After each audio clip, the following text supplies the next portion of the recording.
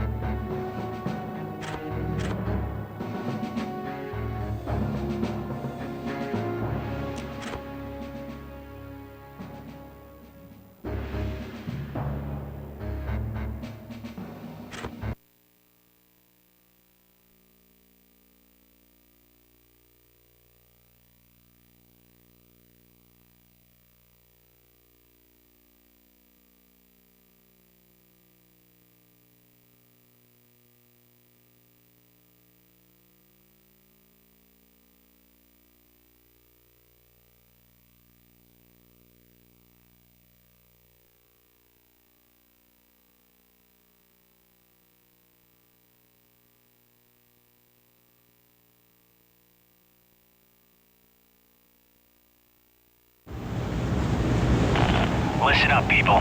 This mission is the most important one we've been on in the last year, and I don't want anyone screwing it up. Watch your fire around the Marines, and careful when doing bombing runs. All fighters, take off immediately and head for the island. Marine forces are expecting you shortly. Roger, sir. Moving to the target area. Get the lead out, boys. Those Marines are really up against it today.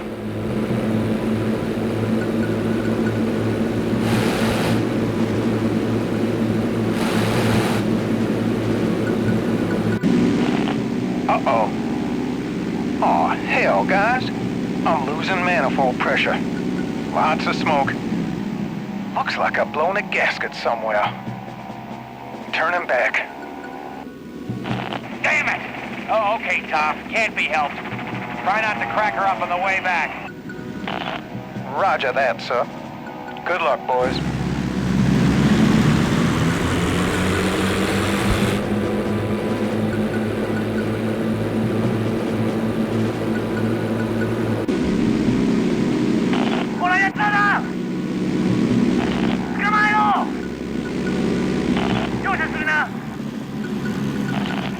Sweet mother of God, it's an ambush!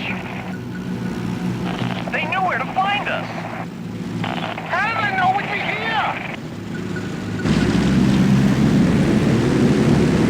Attack my target. Roger. Attacking fighters. Fighter destroyed. Chaps on your tail, sir.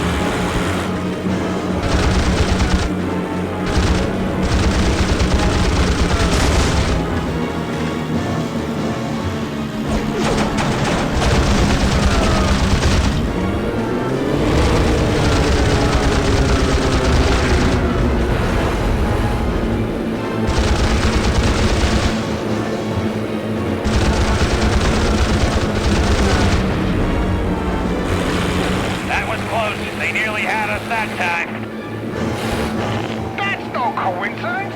We got a rat in our ranks. What are you saying, Murphy? I mean, your friend Tom certainly hightailed it out of here, didn't he? Maybe he knew something. Murphy, save your malarkey for the Japs. You got any evidence? We'll talk about it back on the carrier.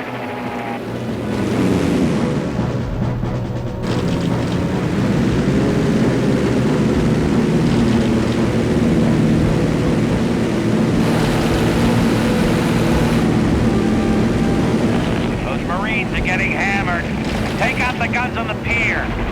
Break formation. Roger that.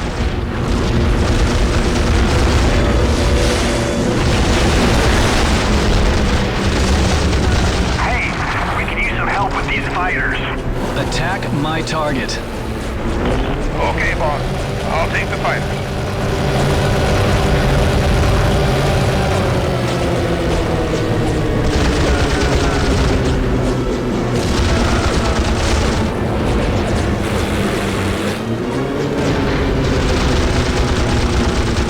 This Tojo just won't die.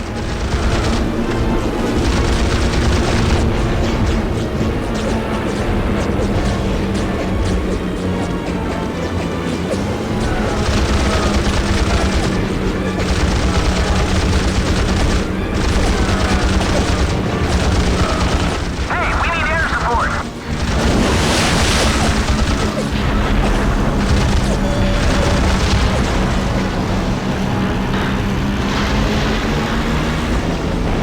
One tough son of a bitch.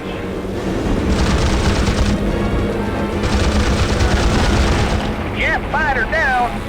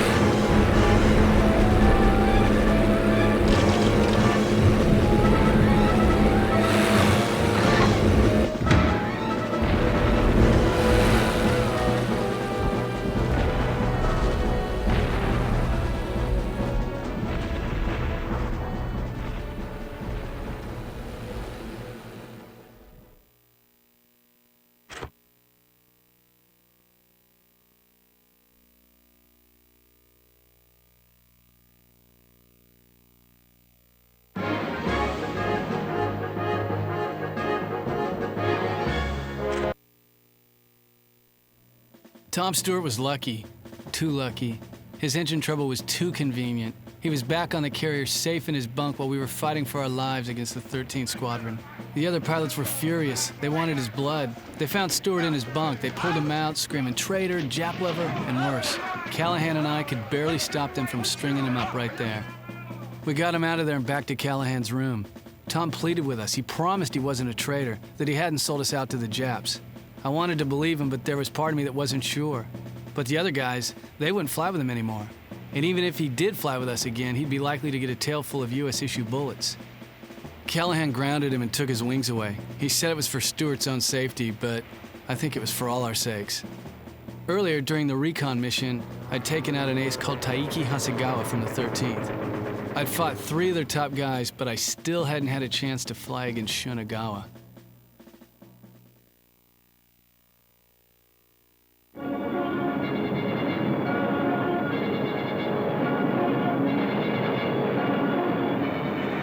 The Japanese commander at Betio Island had promised it would take 1,000,000 men 100 years to take Tarawa. Rear Admiral Shibasaki, the commander there, had spent years fortifying the island. He'd put in new layered defenses that gave mutual support. When we did land there, after just a few hours of bombing, our Marines were cut to pieces by the Japs. The first wave suffered almost total casualties. Eventually we took the island, but not before we lost 1,500 men. The Japs lost over 3 times that many. Tarawa was a learning experience for us, a lesson in how not to take an island from the Japanese. The rest of 43 was quiet. We all pulled our fleets back for repairs and refitting. Back home, though, things weren't quiet. Our factories were running at full speed. Back then, we churned out 7,000 planes a month, compared to just 1,500 that the Japanese could produce. It wasn't just planes, though. Our shipyards were also running full tilt. Since the start of the war, we'd produced 500 destroyers and escorts. With a shortage of raw materials, the Japs could barely manage 30.